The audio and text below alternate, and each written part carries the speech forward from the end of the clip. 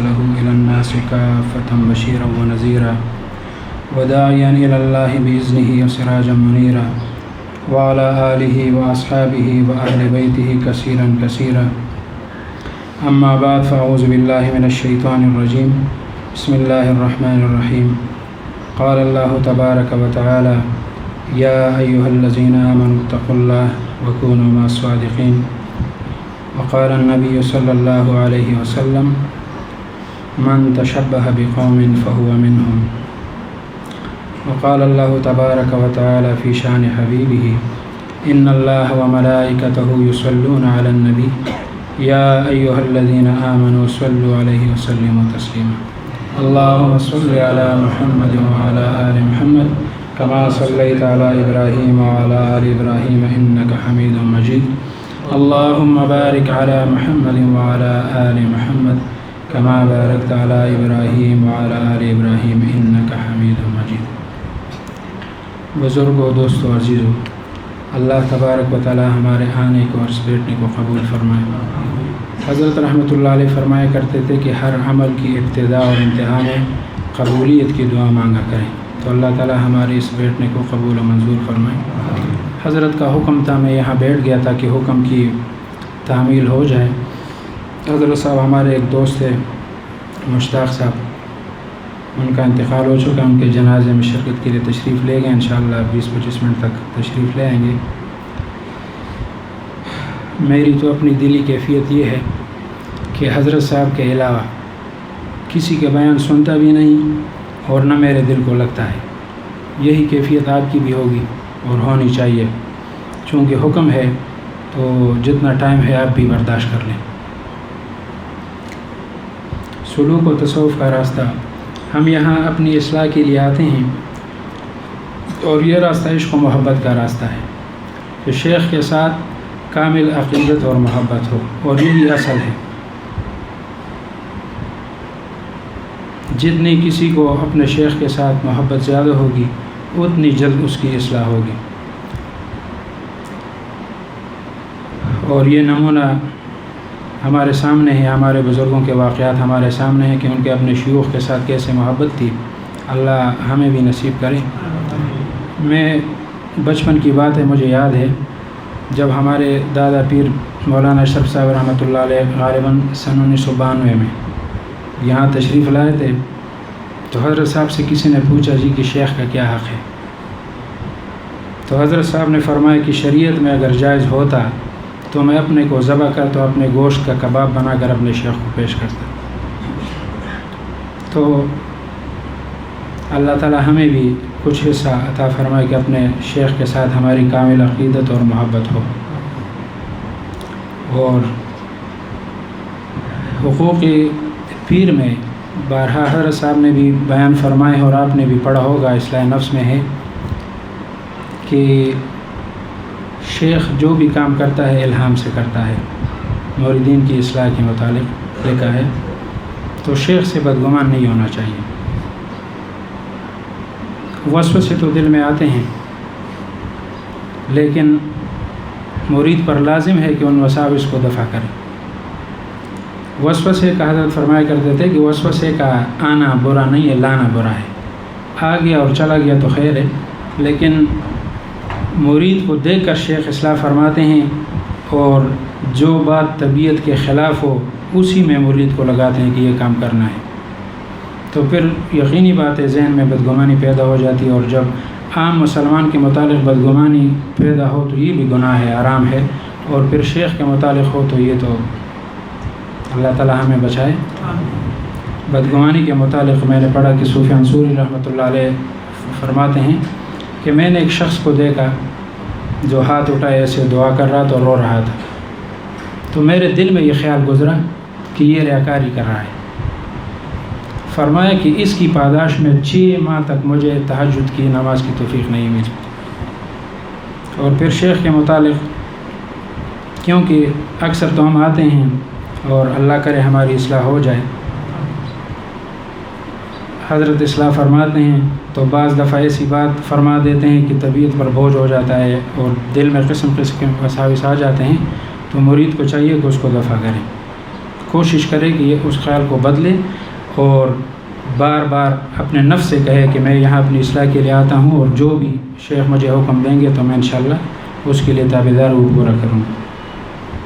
بارہا آپ نے سنا ہے، بس یہ تھوڑا سا وقت ہے، مذاکرہ ہو جائے گا۔ بیان تو جیسا میں نے کہہ دیا کہ حضرت صاحب خود فرمائیں گے انشاءاللہ، اور ان کے بیان کے علاوہ تو امام الاولیاء حسن بصری رحمۃ اللہ علیہ کے متعلق بارہا حضرت صاحب نے بیان فرمایا ہے کہ ایک دفعہ وہ نکلے سمندر کی طرف، دیکھا کہ ایک شخص ہے، حبشی النسل ہے، وہ بیٹھے ہیں، ساتھ ایک عورت بیٹھی ہوئی ہے، ساتھ سرائی بھی ہے۔ تو انہوں نے دیکھا کہ وہ شخص بیٹھا ہوا ہے اور وہ عورت جو ساتھ بیٹھی ہے، تو ایسے انہوں نے ایسے محسوس کیا کہ گویا ان پر اوپر ہاتھ پھیر رہے ہیں ایسے۔ تو دل میں خیال آیا کہ شکر ہے میں تو اس سے اچھا ہوں، اور یہ پتہ نہیں کون ہے، زانی ہے، ادھر آیا ہے اور سرائی ساتھ پڑی ہے، اس میں شراب اور یہ عورت ساتھ لایا ہے۔ اسی سوچ میں تھے، دیکھا کہ سمندر میں ایک کشتی آئی اور وہ غوطہ کھانے لگی اور غرق ہو گئی۔ تو یہ جو شخص بیٹھا ہوا تھا یہ اٹھا اور تیرنا اس کو آتا تھا، چھلانگ لگائی، اس میں 7 بندے سوار تھے، 6 کو باہر نکال دیا، اور پھر آئے اور امام اولیاء حسن بصری رحمۃ اللہ علیہ سے کہا کہ آپ تو مجھ سے اچھے ہیں، میں تو زانی ہوں، یہ زانی عورت ہے اور یہ شراب ہے، یہ 6 بندے میں نے نکال دیے، ایک بندہ جو رہ گیا یہ آپ نکال لے جائیں۔ اور پھر انہوں نے بتایا کہ یہ میری والدہ ہے، بیمار ہے، میں ان کو یہاں لایا ہوں، اس میں پانی ہے، اور میں اس کو ہاتھ اس پہ نہیں پھیر رہا تھا بلکہ اس کی چاپی کر رہا تھا۔ تو انہوں نے توبہ کی کہ آپ نے یہ 6 بندے نکال دیے، لیکن مجھے بھی عجب اور تکبر کے وہ سمندر سے نکال دیں۔ تو بدگمانی جو ہے یہ ایسی بری چیز ہے، اللہ تعالی ہماری حفاظت فرمائے۔ تو عقیدت اور محبت کی بات کر رہا تھا کہ یہ راستہ عقیدت اور محبت کا ہے۔ بہت سارے واقعات ہیں، قاسم نانوتوی رحمۃ اللہ علیہ کے متعلق واقعہ لکھا ہے، بارہا حضرت صاحب نے بیان فرمایا ہے، آپ نے سنا ہے کہ ایک دفعہ یہ تانا بھون سے ایک بنگی جو تھے وہ گئے ادھر، تو حضرت سے ملے اور کہا کہ جی میں تانا بھون سے آیا ہوں۔ تو حضرت نے خوب اہتمام کیا، ان کے لیے گدے وغیرہ ڈال دیے، خوب یعنی بہت مہمانداری وغیرہ ان کی۔ تو لوگوں نے کہا کہ جی، اور مریدین تھے 2 صحاباب جو ساتھ تھے، کہ یہ تو اتنے اس کے لائق نہیں تھا، ایک بنگی ہے۔ تو حضرت نے فرمایا کہ آپ کی نظر بنگی پر ہے اور میری نظر اس پر ہے کہ یہ میرے شیخ کا ہم وطن ہے۔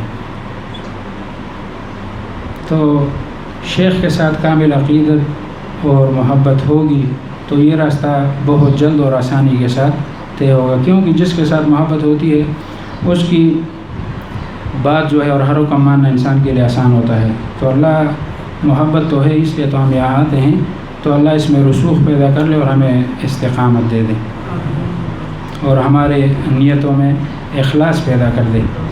حضرت صاحب فرمایا کرتے تھے کہ تھوڑا سا عمل ہو اور نیت اچھی ہو، اللہ کی رضا کی ہو، تو اس پر بہت اجر اور ثواب ملتا ہے، لیکن بہت زیادہ عمل انسان نے کیا اور نیت میں بگاڑتا تو کچھ بھی ہاتھ نہیں آیا۔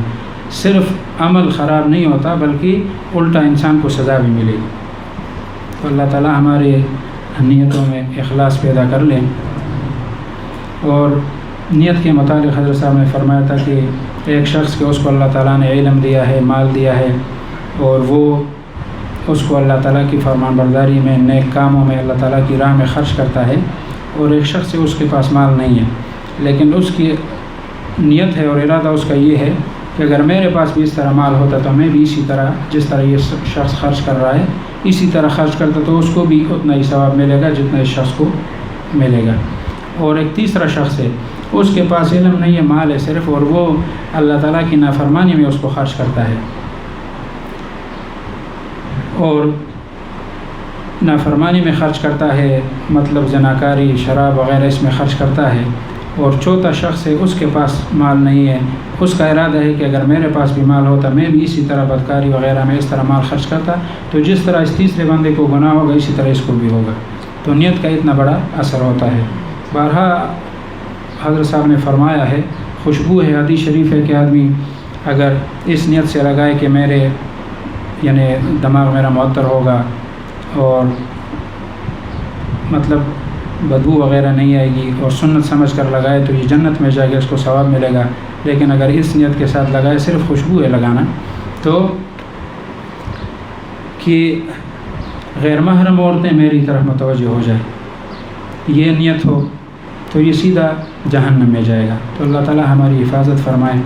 اور اہل اللہ کی صحبت میں لوگ آتے ہیں مختلف نیتیں لے کر. حضرت صاحب بھی جب ہمارے پرانے دوست تھے، جب عام محفل ہوتی اس طرح کوئی دوست آ جاتا تو حضرت صاحب پوچھتے کہ کیسے آنا ہوا، تو بعض دوست کہتے جی کہ ویسے آئے. تو حضرت صاحب فرماتے کہ ویسے کیوں آئے بھائی، گھر سے نکل کے نیت کر لیتے، ویسے آئے اپنا ٹائم ضائع کیا، پیسے ضائع کیے، تو نیت تو کر لیتے. تو اچھی نیت کرنی چاہیے. یہ حضرت صاحب نے بیان فرمایا تھا مولانا صاحب دامت برکاتہم نے کہ عام طور پر جو اہل اللہ کی صحبت میں لوگ آتے ہیں یا اس طرح دینی مجالس میں اجتماعات وغیرہ میں تو 4 قسم کی نیت کر کے لوگ آتے ہیں. اللہ تعالی ہماری نیتوں میں اخلاص پیدا فرمائے. نیت اگر اچھی ہوگی تو عمل قبول بھی ہوگا، نیت خراب ہوگی تو عمل بھی خراب ہوگا اور الٹا سزا بھی ہوگی. شیخ الہند رحمۃ اللہ علیہ کے بارے میں آتا ہے کہ ایک دفعہ حضرت صاحب سے سنا ہے کہ عام رسمی جو تقاریر وغیرہ وہ نہیں فرماتے تھے، درس و تدریس ان کا ہوتا تھا. ایک دفعہ موردین نے طلباء نے کہا کہ حضرت آپ واعظ فرمائیں، تو وہ بیٹھ گئے، حدیث شریف پڑھی، اس کی تشریح وغیرہ شروع کی. 3-4 منٹ ہو گئے تو فرمایا کہ وآخر دعوانا الحمدللہ رب العالمین. سب حیران ہوئے کہ جی بہت ہمیں لطف آ رہا تھا، مزہ آ رہا تھا اور آپ نے بس کر دیا. ایک تو یہ ہے کہ مطلب چھوٹی سی بات ہو، بات مکمل ہو جائے، آدمی بس کر لے تو وہ بھی ایک بات ہے. بس بات جاری اور آدمی کہے کہ وآخر دعوانا، تو سب حیران ہو گئے. تو حضرت نے فرمایا کہ پہلے تو میں اللہ کی رضا کے لیے تقریر کر رہا تھا، اور تقریر کو دوران میں نے دیکھا کہ ایک مولوی صاحب آئے جو میرے مخالف ہیں. تو میں نے کہا اچھا ہوا یہ آ گیا، اب اس کو پتہ چل جائے گا کہ میرے پاس کتنا علم ہے. تو پھر میں نے سوچا کہ اگر اب یہ تقریر میں کروں گا تو یہ اللہ کے لیے نہیں ہوا، میرے نفس کے لیے اور اس مولوی صاحب کے لیے ہوا، تو الٹا عذاب ملے گا تو کیا ہے، اس لیے میں نے بس کر دی. تو اللہ تعالی ہماری نیتوں میں اخلاص پیدا فرمائے. حضرت صاحب اکثر فرماتے تھے کہ ہم بیٹھے ہوتے کہ جی یہ تقریر جو ہے یہ بہت مشکل ہے. تو میں حیران ہوتا کہ حضرت صاحب ہر اتوار کو وہاں جاتے ہیں، عصر کا حلقہ بھی ہوتا ہے وہ خود بیان فرماتے ہیں، دن کو بھی یہاں پر جمعے کو باہر اجتماعات وغیرہ میں جاتے. اور پھر بعد میں پتہ چلا اور حضرت نے فرمایا کہ نیت کا درست کرنا بہت مشکل ہوتا ہے کہ میں کس نیت سے یہ بات کر رہا ہوں. اللہ تعالی ہماری نیتوں میں اخلاص پیدا فرمائے. تو نیت کی بات کر رہا تھا تو حضرت نے فرمایا کہ 4 نیتیں لے کر لوگ آتے ہیں اہل اللہ کی صحبت میں. ایک تو یہ کہ چلو جی جاتے ہیں دیکھ لیں گے کیا ہے، یہ بھی اچھی نیت نہیں ہے، لیکن اگر ثواب نہیں ملتا تو عذاب بھی نہیں ملے گا، اس پر ٹائم پاس ہو جائے گا، اس کے لیے آ جاتے ہیں. دوسرے قسم کے وہ لوگ ہیں جو اس نیت سے لے کر یہ نیت لے کر آ جاتے ہیں کہ جاتے ہیں دیکھ لیں گے، مزہ آ جائے گا، بیان سن لیں گے، مزے کے لیے آتے ہیں، مزہ ان کو مل جاتا ہے چلے جاتے ہیں. اور تیسری قسم کے وہ لوگ ہیں جو تنقیدی نیت لے کر جاتے ہیں. اللہ تعالیٰ اس سے ہمیں بچائے کہ دیکھتے ہیں لوگ کہتے ہیں پیر صاحب ہے، جاتے ہیں بیان سن لیں گے کہ کیا کہتا ہے. ہمارے خود ایک دوست ہے حضرت کے خلیفہ ہے، انہوں نے خود اپنا واقعہ بتایا مجھے کہ مجھے میرے بھائی نے دعوت دی کہ حضرت صاحب یہاں تشریف لائے ہیں اور آپ آئے ادھر بیان سن لیں گے اور حلقے میں شرکت کر لیں گے.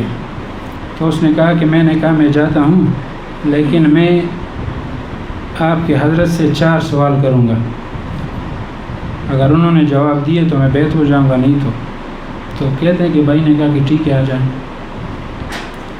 وہ خود فرماتے ہیں کہ میں جب بیٹھ گیا 1 یا 2 منٹ کے بعد جو میرے سوالات تھے حضرت صاحب نے ترتیب سے پہلا سوال، دوسرا سوال، تیسرا، کہ بعض لوگوں کے ذہن میں یہ اشکال ہوتا ہے، اس کا جواب بتا دیا، دوسرے کا، تیسرے کا، کہ اسی حلقے میں بیت ہو گیا۔ پھر تو اہل اللہ ان کو اللہ نے جن منصب پر بٹھایا ہوتا ہے تو اس راستے کے سارے رموز سے اور جتنے بھی حالات ہیں ان سے اللہ نے ان کو واقفیت دی ہوتی ہے۔ تو بعض لوگ تنقیدی نیت لے کر آتے ہیں تو اللہ تعالی ہمیں بچائے۔ ایک واقعہ ہے وہ بیان کر لیں گے۔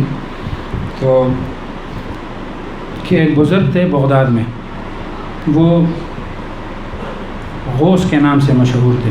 اس پر حضرت صاحب نے بارہا مولانا صاحب نے فرمایا ہے کہ یہ مجازی نسبتیں ہیں غوث، اور یہ پوری تفصیل آپ کو پتہ ہے جو سنتے ہیں۔ غوث کے نام سے مشہور تھے۔ تو ابن سخا بہت بڑے عالم تھے، مناظر تھے اسلام کے، وہ تھے، یا انہوں نے ترتیب سے ایک پروگرام بنایا یا راستے میں اتفاقاً ان کی ملاقات ہو گئی اور روانہ ہوئے۔ ابن سخا عبداللہ تمیمی اور ایک نوجوان تھے شیخ عبدالقادر جیلانی رحمۃ اللہ علیہ۔ تو راستے میں ایک دوسرے سے جس طرح عام ترتیب بھی ہے کہ دوست وغیرہ اکٹھے جاتے ہیں تو گپ شپ کرتے ہیں، تو ایک دوسرے سے پوچھا کہ کیوں جاتے ہیں؟ تو ابن سخا نے کہا کہ میں جاتا ہوں اور یہ اپنے آپ کو بزرگ کہتا ہے، اتنا مشہور ہے، میں اس سے یہ سوال کروں گا، یہ سوال کروں گا، یہ سوال، اور اس کو لاجواب کروں گا۔ عبداللہ تمیمی سے کہا کہ آپ کیوں جاتے ہیں؟ انہوں نے کہا کہ میں غریب آدمی ہوں، جاتا ہوں، میرے لیے دعا کر دیں گے کہ اللہ حالات بہتر کر دیں۔ شیخ عبدالقادر جیلانی رحمۃ اللہ علیہ سے پوچھا، انہوں نے کہا کہ وہ بزرگ ہے، اللہ کے ولی ہے، ان کا حق ہے کہ میں جاؤں، اللہ تعالیٰ میری اصلاح فرما دیں گے۔ تو جب وہ یہ تینوں وہاں پہنچے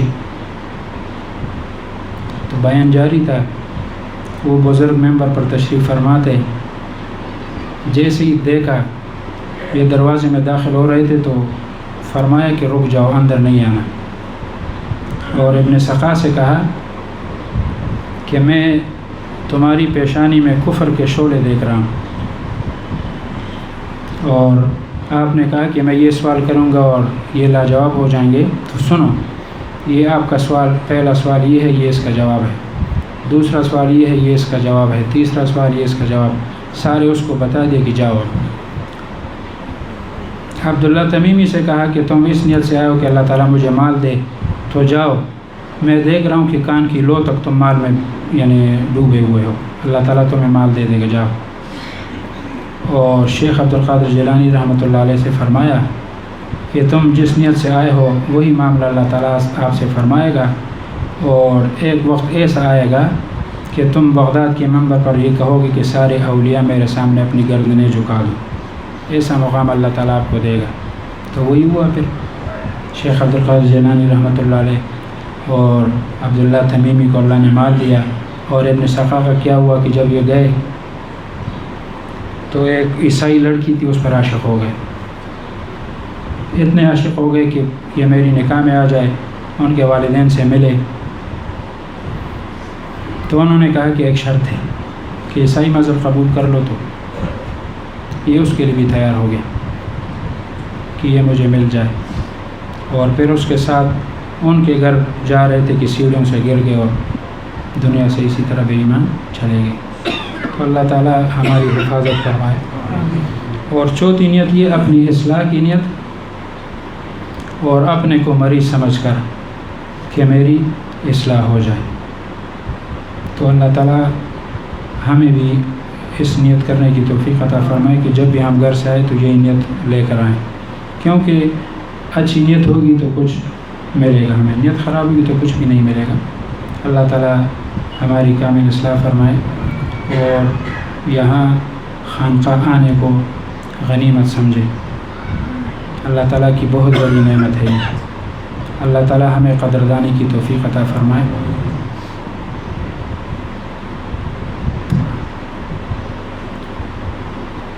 اہل اللہ اپنے جو صفات ہوتے ہیں وہ چھپاتے ہیں. میں یعنی بچپن سے اس پر اللہ کا شکر ہے بڑے حضرت صاحب کے ساتھ مولانا صاحب کے متعلق کہ کوئی بات ہوتی تو میں کچھ ہیلا وغیرہ کر لیتا، حضرت صاحب کو بتا دیتا. مثلا اگر فرما دے کہ معمولات کیے ہیں تو بس ان سے سنا تھا تو کہہ دیجیے کیا معمولات کیے ہیں، مطلب اس مزاج کیا ہے، باقی تلاوت وغیرہ رہتی ہے. تو حضرت صاحب مسکرا دیتے. ہمیں پتہ نہیں تھا کہ ان کو تو پتہ چل جاتا ہے کہ کیا ہے کہ نہیں کیا. لیکن مولانا صاحب کے متعلق آپ کو بات بتاؤں کہ بچپن سے الحمدللہ اللہ اس کو تعلق کو قائم رکھ کے ایک قلبی دلی لگا ہوا ہے مولانا صاحب کے ساتھ. بچپن سے لے کر اب تک اگر میں چاہوں بھی تو جھوٹ ارادہ کر لیتا ہوں کہ جھوٹ بولتا ہوں تاکہ کچھ، لیکن نہیں بول سکا. جب ان کے سامنے آتا ہوں تو بالکل صحیح بات بول دیتا ہوں. یہ ان کی کرامت ہے اور اس پر شکر ہے. جو مقام اللہ تعالیٰ نے ان کو دیا ہے کیا بتاؤں.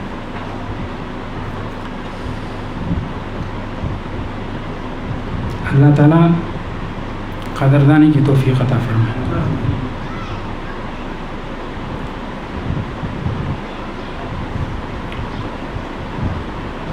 اللہم صلی علی محمد.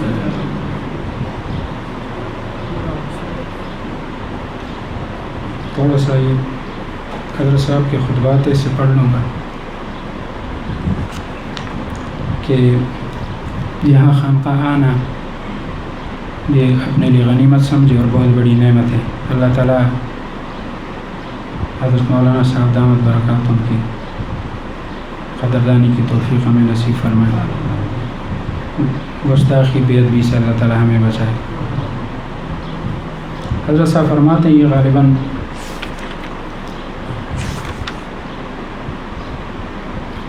دو 2005 کا بیان ہے جمعے کا یہاں کا، تو اس سے تھوڑا سا برکت کے لیے. حضرت صاحب فرماتے ہیں کہ یہ تو خوشبختی کی علامت ہے کہ یہاں ہم آتے ہیں کہ اللہ تعالیٰ کسی کو دینی مرکز دے دیں. اور جو سختیاں تھی وہ انہوں نے برداشت کی ہے. جو پرانے دوست ہیں ان کو پتہ ہے یہاں اور وہاں پر اب تو تیار نوالا ہے وہ بھی ہم سے نہیں کرا جاتا. مولانا صاحب ہمارا ہاتھ پکڑ کر نوالا رکھ کر ادھر تک پھر ہم بھی واپس کرتے ہیں کہ نہیں جی.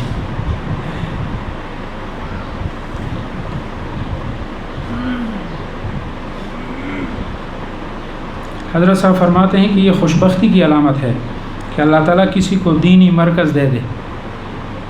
اور میں زیادہ تو میں نہیں پھرا ہوں، عمر بھی میری کم ہے. کراچی میں 3 سال رہا ہوں، اسلام آباد بھی، لاہور، ملتان بھی گیا ہوں. اور بزرگوں کی تنقیص مراد نہیں ہے، لیکن ایسی تربیت، ایسے معمولات اور نظم و ضبط کسی جگہ میں نے نہیں دیکھا. صرف بیت ہونا مقصد نہیں ہے کہ آدمی بیت ہو جائے اور جائے. پھر ادھر ہمارے خانقاہ میں ایک دوست آئے تھے، حفیظ الحق صاحب لائے تھے. تو مولانا صاحب نے ان سے پوچھا کہ آپ کسی سے بیت ہیں؟ کہ جی کراچی میں ایک بزرگ سے بیت ہوں. کہ اس کا کیا نام ہے؟ کہ جی پتہ نہیں ہے. مہین اگر ایک آدمی بیت ہو جائے اور سال تک بھی شیخ سے ملاقات نہ ہو تو یہ تو ان کا کرم ہے کہ جس وقت بھی ہم آتے ہیں تو ہمارے ساتھ بیٹھ جاتے ہیں، جو بھی حالات ہم بتا دیتے ہیں. اور یہ من جملہ اور حقوقوں کے شیخ کے جو بڑے بڑے حق ہیں. شیخ کے ہیں 4 حق، رکھ ان کو یاد: اطلاع، اتباع، اعتقاد و انقیاد. تو اطلاع دینی چاہیے جو بھی حالت ہو. اکثر دوست، میں اپنا کہہ دیتا ہوں کہ اگر بندہ خواب دیکھ لے یا کبھی کبھی آدمی کو یعنی نشاط ہوتا ہے، طبیعت لگتی ہے، معمولات وغیرہ، تو اس کی اطلاع دے خط لکھ دیتے ہیں کہ جی الحمدللہ جملہ معمولات جاری ہے، تہجد بھی جاری ہے، اوابین، اور میں نے رات کو خواب دیکھا ہے. یہ ہم لکھ دیتے ہیں. لیکن اگر گناہ ہو جائے وہ نہیں بتاتے کہ جی یہ گناہ مجھ سے ہوا ہے۔ اصل اصلاح مطلب رذائل کو چھوڑنا ہے۔ ایک شخص ہے وہ 70,000 ذکر کرتا ہے، 1,00,000 کرتا ہے اور گناہ نہیں چھوڑتا، اور دوسرا 100 دفعہ صرف اس کا ذکر ہے اور گناہ اس نے چھوڑ دی، تو یہ اچھا ہے اس سے۔ تو اس میں اپنا بیان کرتا ہوں کہ مجھ میں یہ کمی ہے، اور شاید میرے جو قریبی دوست ہے عام یہ تو اطلاع دینی چاہیے۔ ہم تو پیر بھائی ہے اور آپس میں تو ایک دوسرے کو بتانا چاہیے کس طرح کرنا ہے، جو بھی حالات ہو بتانا چاہیے۔ اور دوسرا حق ہے اتباع، پھر شیخ جو بھی بتائے تو اس کا اتباع بھی کرنا ہے، وہ ماننا ہے۔ اب ہاتھ میں ہاتھ دے دیا ہے، جس طرح ہمارے زلمے صاحب کہتے ہیں کہ یک درگیر محکم گیر، تو اب کیا اپنی رائے ہے، بس شیخ جس طرح چلائے آدمی چلے، اس میں فائدہ ہے نہ پریشانی، بس جس طرح بتائیں گے اطمینان ہو جاتا ہے۔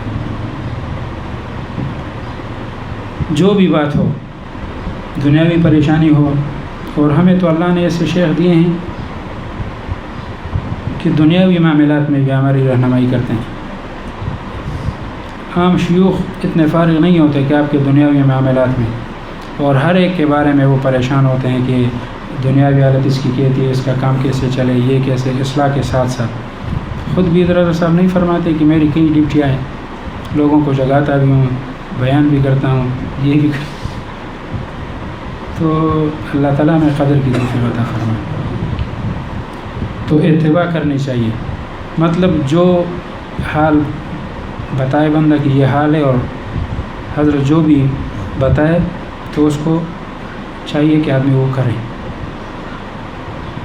جیسے میں نے عرض کر دی بات کہ ہر مرید کے متعلق اور جو اس کا دل نہ چاہے وہی مجاہدہ اس پر کرا دیں، تو اس کے لیے آدمی تیار رہے اور کرے بھی۔ شروع میں 1-2 دن جو ہے یہ مشکل ہوتا ہے۔ اکثر آپ نے دیکھا ہوگا، آپ کسی کو دعوت دیتے ہیں کہ جی خانقاہ آئیں، وہ کہتے ہیں نہیں جی یہ مشکل کام ہے، کدھر ہوتا ہے، اور جو یہاں کے ساتھی ہیں ان کے لیے معمول بن گیا ہے۔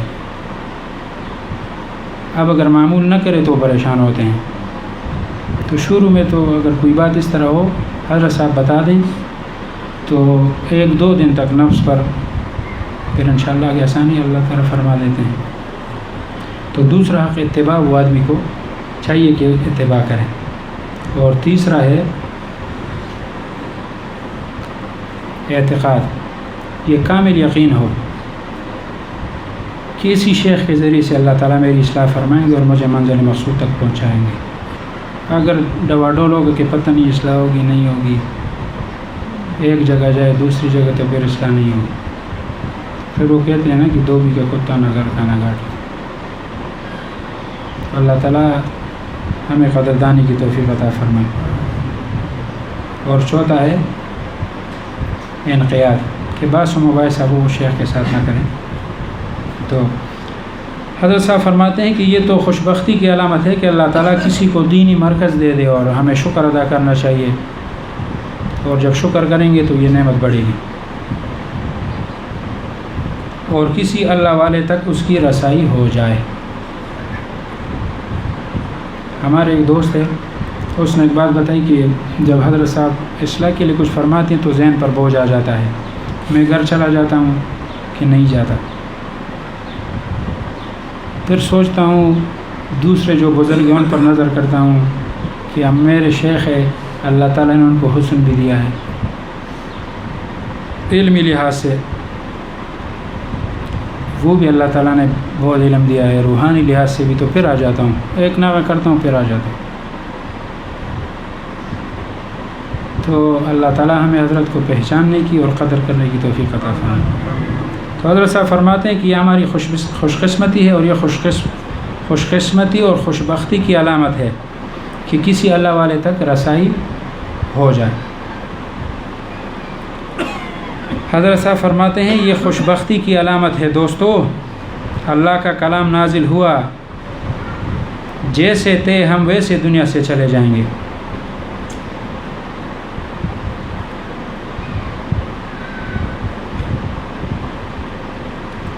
اپنی زندگی پر میں سوچوں، آپ سوچیں 40-50 سال ہم نے گزار دی کیسے. اور یہ مصیبتیں ہیں. حضرت صاحب فرماتے ہیں یہاں ہمارا درس ہوتا ہے، تقریباً 20-25 سال سے ایک ایک آیت اس میں آیا کرے، بالکل ذوق مٹ گیا ہے، شوق مٹ گیا ہے. پتہ نہیں کیا وجہ ہے. اللہ کا کلام کس لیے ہے؟ اس کو سنیں تاکہ اللہ کے کلام سے مناسبت ہو، عمل کی توفیق ملے گی، اللہ کا قرب نصیب ہوگا. اور اللہ کے کلام سے جو قرب نصیب ہوگا وہ باقی کسی چیز سے نہیں ہو سکتا. اس کی سمجھ ضروری ہے. ٹھیک ہے ثواب تو ملتا ہے، پڑھنے سے ثواب ملتا ہے، لیکن صرف ثواب پر ہی اکتفا آدمی نہ کرے. اور جو یہاں دوست آتے ہیں پابندی کے ساتھ، وہ خود بھی سوچے کہ یہاں پر اللہ تعالیٰ وہ بھی علوم بندے کو عطا کر دیتا ہے اور علم کی گہرائی عطا فرما دیتے ہیں. ہمارے پشتوں میں کہتے ہیں کہ چیٹا کا علم لمن ماسا لگی، مطلب تھوڑا سا علم ہو اس کے لیے 1 من تک دماغ چاہیے. مطلب یہ ہے کہ تھوڑا سا علم ہو لیکن اس پر عمل میں آنا، یہ اللہ کی صحبت کے بغیر نہیں ہو سکتا پھر. اور شیخ کے ساتھ کامل عقیدت محبت ہو، جیسے ہمارے زیارت صاحب اللہ ان کو سلامت رکھے اکثر بیان میں شعر فرماتے تھے. ایک شعر مجھے یاد آیا کہ روحانی حواس بحال پغواورے ویم جسوب کی زان دے پیر دے کسو خاورے. مطلب روحانی آواز تب آپ کے کانوں میں پڑے گی جب تک آپ اپنے شیخ کے گلی کوچوں کے خاک بن جاؤ گے، مطلب ان کے خادم بن جاؤ گے تو روحانی آواز آپ کے کانوں میں پھر آئے گی. کسی محبوب کا خط کسی عاشق کا محب کے پاس آ جائے تو اس کو چین آ جائے گا کہ دیکھو محبوب کا خط ہے. اگر خود نہیں پڑھ سکتا تو کسی دوسرے کے پاس چلا جائے گا کہ جی یہ مجھے سنا دیں میرے محبوب نے کیا لکھا ہے.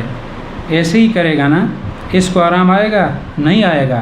لیکن اللہ کا کلام ہمارے پاس ہے اور ہم ٹس سے مس نہیں ہوتے. الحمدللہ یہاں تو درس اور ایسا درس کہ میں کیا کہوں.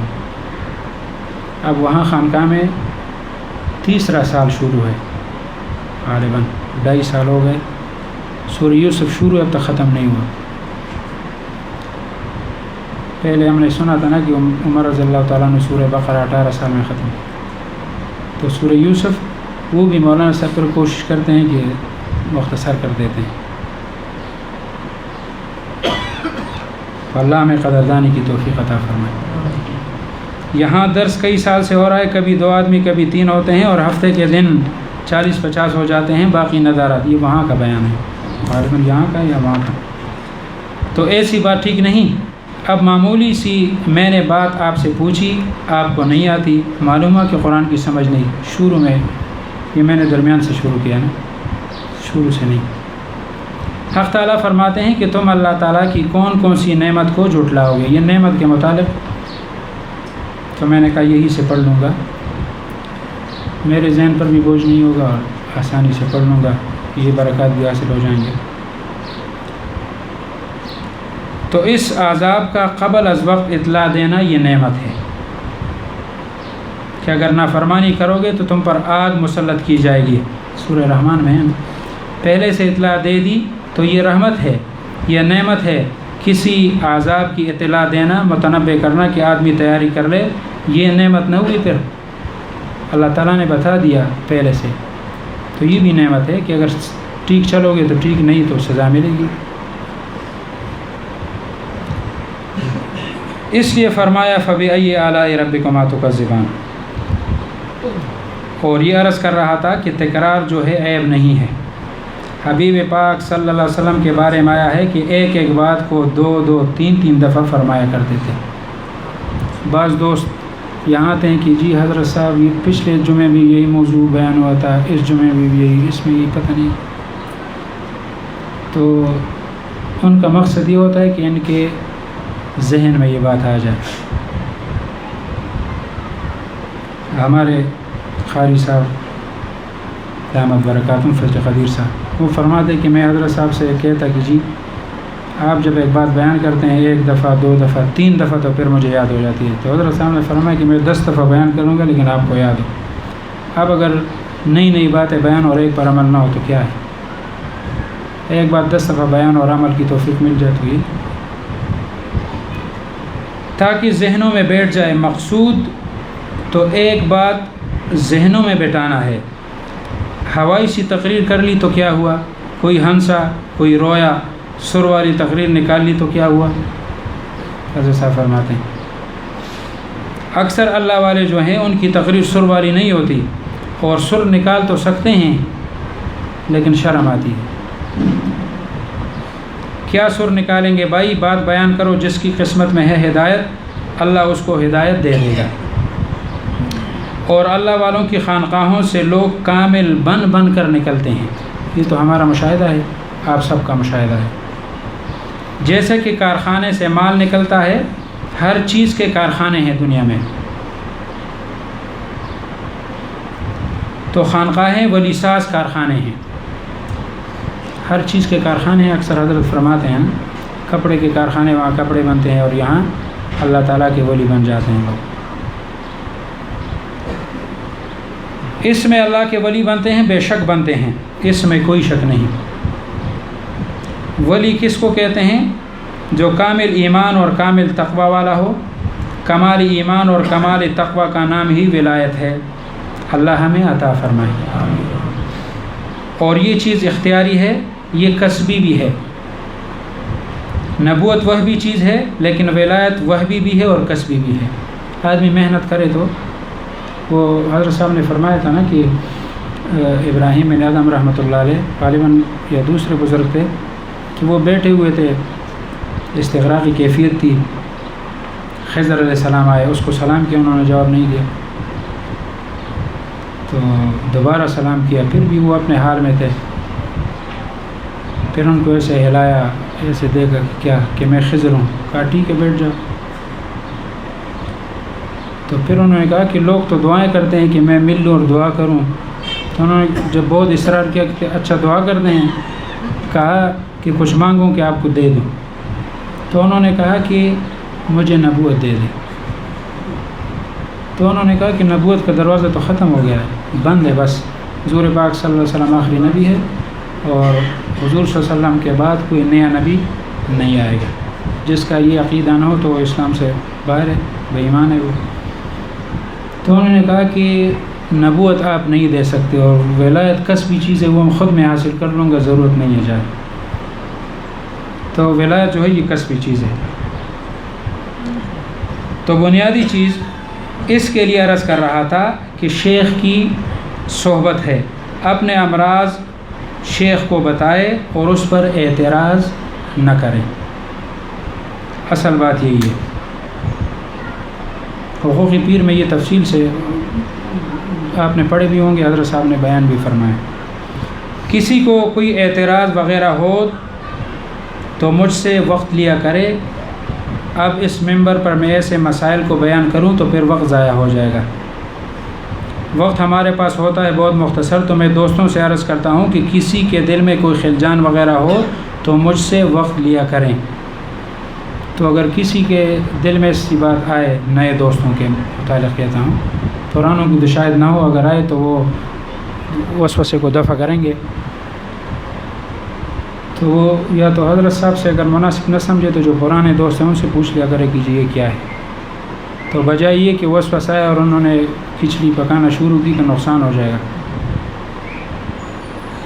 مثلا کسی کو یہ خلجان ہو کہ جی پیر آتے ہیں تو لوگ اٹھ جاتے ہیں مثلا، تو اس کو یہ بات نظر آئی، یہ اگر ایسے منع ہوتا تو میں سب کو روک لیتا ڈنڈے سے۔ حضرت صاحب فرماتے ہیں کہ اگر ایسے منع ہوتا تو میں سب کو منع کر دیتا۔ حضرت صاحب نے ایک واقعہ بیان کیا کہ ایک بزرگ تھے، جب وہ بازار میں تشریف لے جاتے تھے تو وہاں جو لوگ ہوتے دکاندار وغیرہ وہ تعظیماً کھڑے ہو جاتے تھے، سب خود بخود، کسی نے بتایا نہیں ہوتا کہ آپ نے کھڑے ہونا ہے، تو ایسے ہوتے ہیں ہر جگہ۔ تو ایک نے کہا کہ آپ کیوں کھڑے ہوتے ہیں؟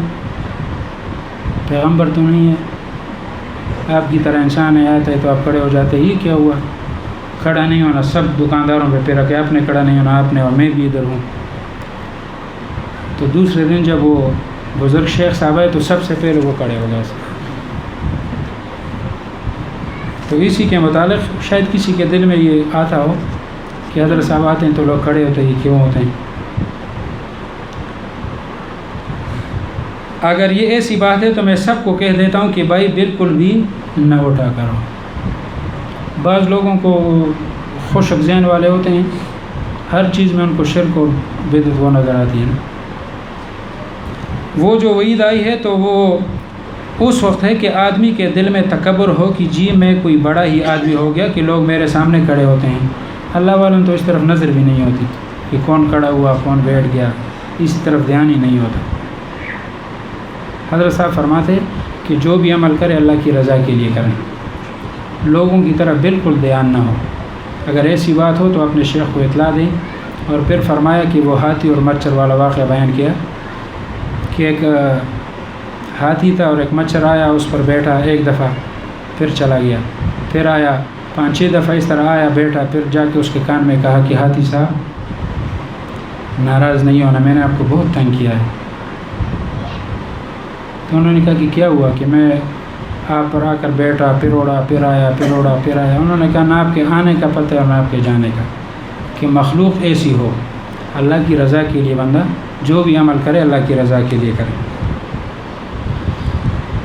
لوگ میرے سامنے کھڑے ہوتے ہیں اور لوگ اٹھ کر اس طرح اس کے سامنے کھڑے ہو جائے تو پھر واقعی عیب ہے، اور ویسے یہ سنت بھی ہے۔ کیسے سنت ہے؟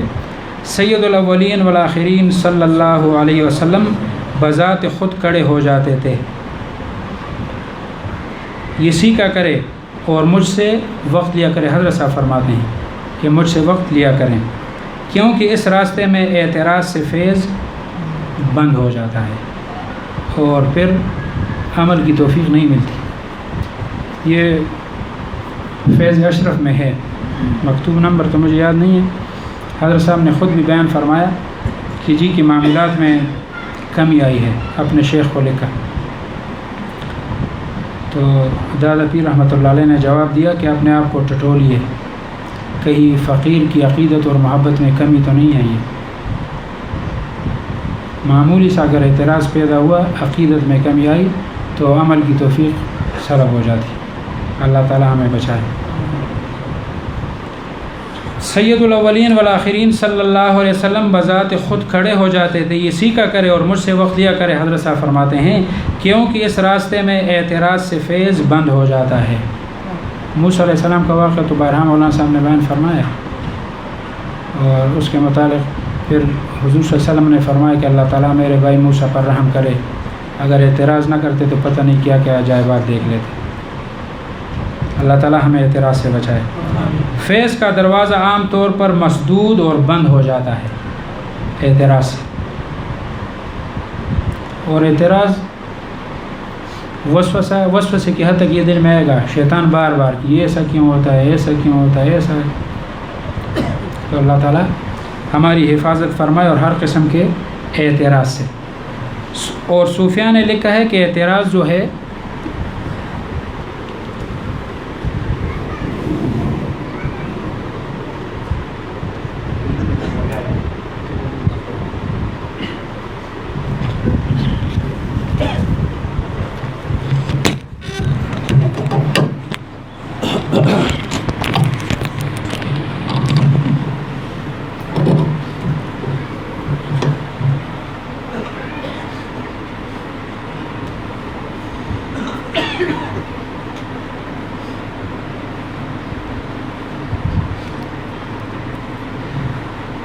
اللهم صل على سيدنا محمد النبي وعلى آله وصحبه وسلم۔